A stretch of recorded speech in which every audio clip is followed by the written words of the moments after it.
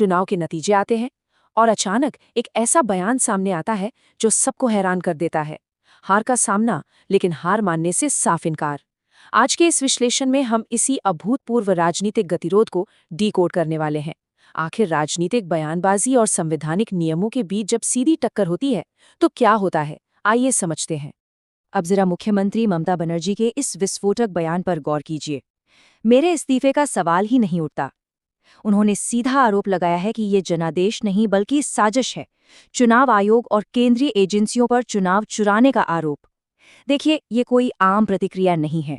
ये सीधे तौर पर पूरी चुनाव प्रक्रिया की वैधता को ही चुनौती दे रहा है। और यहीं से इस पूरी कहानी और मुख्य विवाद की असल शुरुआत होती है। अगर हम इस पूरे मुद्दे को देखें तो दो बिल्कुल अलग अलग नजरिया सामने आते हैं। एक तरफ सत्ताधारी दल बीजेपी है, जिनका मानना है कि यह सीधे तौर पर जनता के जनादेश का अपमान है और सत्ता से चिपके रहने की जिद है।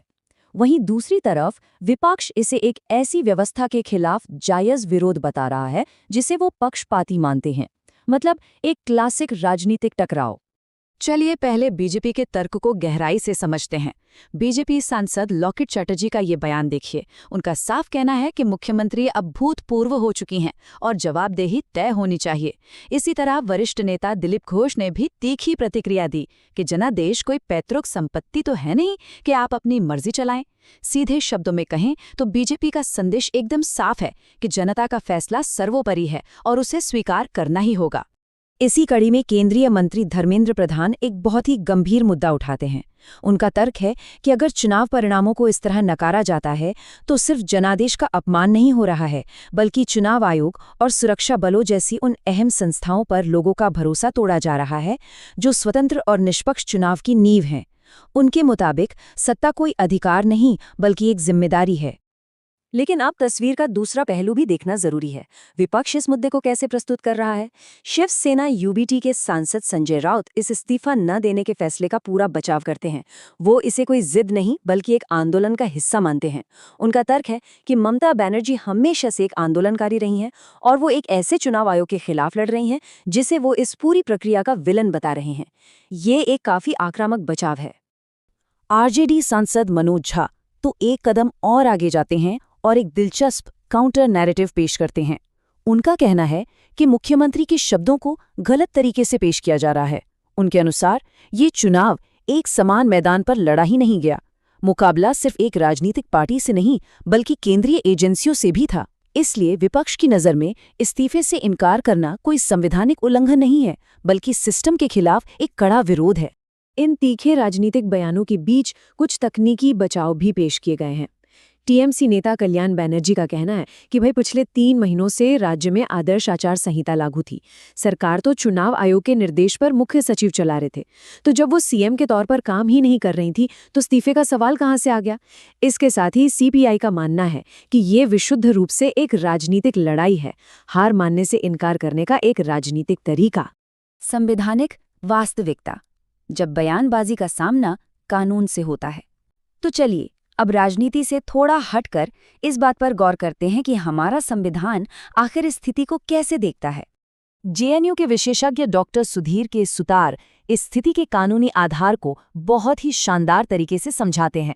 संविधान का अनुच्छेद 164(1) डॉक्ट्रिन ऑफ प्लेजर यानी राज्यपाल की इच्छा की बात करता है।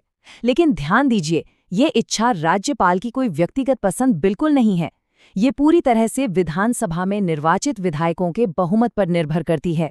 मतलब अगर बहुमत नहीं है तो राज्यपाल की इच्छा भी वहीं खत्म हो जाती है। सुप्रीम कोर्ट बार एसोसिएशन के अध्यक्ष विकास सिंह ने इस प्रक्रिया को एकदम तार्किक रूप से 3 चरणों में बांट दिया है। होता क्या है, चुनाव के बाद राज्यपाल संख्या बल देखते हैं और सबसे बड़ी पार्टी को सरकार बनाने के लिए बुलाते हैं। अब मान लीजिए कि कुर्सी पर बैठा हुआ मुख्यमंत्री इस्तीफा देने से ही मना कर दे तो क्या होगा। सच तो ये है कि इससे कोई फर्क नहीं पड़ता। राज्यपाल के पास पुरानी मंत्रिपरिषद को बर्खास्त करके नई सरकार बनाने का पूरा संवैधानिक अधिकार है। कोई भी इनकार नई सरकार को रोक नहीं सकता। अनुच्छेद 164 के तहत एक और बहुत ही दिलचस्प और सख्त नियम है, 6 महीने की डेडलाइन। अगर कोई भी व्यक्ति मंत्री या मुख्यमंत्री पद की शपथ लेता है लेकिन वो सदन का सदस्य नहीं है तो उसे हर हाल में 6 महीने के भीतर सदस्यता हासिल करनी ही होगी। अगर वो ऐसा नहीं कर पाता तो उसे तुरंत अपना पद छोड़ना पड़ेगा। ये एक ऐसी कानूनी समय सीमा है जिसे लांघा नहीं जा सकता। इसी तरह पूर्व केंद्रीय मंत्री रविशंकर प्रसाद ने संविधान के अनुच्छेद 172 का हवाला दिया।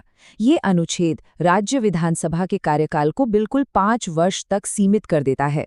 जैसे ही 5 साल पूरे होते हैं, विधानसभा स्वतः ही भंग हो जाती है। इसका सीधा सा अर्थ ये है कि पुरानी सरकार का अस्तित्व उसी क्षण खत्म हो जाता है। बिना नए जनादेश के कोई भी नेता पद पर टिका नहीं रह सकता। तो इन सब बातों का निचोड़ क्या है? कानूनी विशेषज्ञ फैजान मुस्तफ़ा के इस कथन पर नजर डालिए। वो साफ कहते हैं कि कोई संवैधानिक संकट खड़ा नहीं होगा। सारे कानूनी विद्वान इस बात पर सहमत हैं कि ये पूरा घटनाक्रम असल में ऑप्टिक्स है, यानी सिर्फ एक राजनीतिक धारणा बनाने का प्रयास। इसका मुख्य मकसद सहानुभूति बटोरना और चुनाव की निष्पक्षता पर सवाल उठाना है, क्योंकि कानूनी रूप से तो नई सरकार का गठन किसी के रुकने से नहीं रुकने वाला। तो इस पूरे विश्लेषण के बाद एक बहुत ही अहम सवाल खड़ा होता है। कानून अपनी जगह बिल्कुल स्पष्ट है, लेकिन ये राजनीतिक बयानबाजी लगातार जारी है। तो सोचने वाली बात यह है, क्या इस तरह की धारणा बनाने की राजनीति चुनाव आयोग जैसी महत्वपूर्ण संस्थाओं पर आम जनता के भरोसे को हमेशा के लिए कमजोर कर रही है? या फिर अगर विपक्ष के नजरिए से सोचें, तो क्या ये एक असमान व्यवस्था के खिलाफ लोकतांत्रिक विरोध दर्ज कराने का एक जरूरी तरीका है? इस टकराव का हमारे लोकतंत्र की स्थिरता पर क्या असर पड़ेगा, ये वाकई सोचने का विषय है। इसी विचार के साथ हम आज का ये विश्लेषण यहीं समाप्त करते हैं।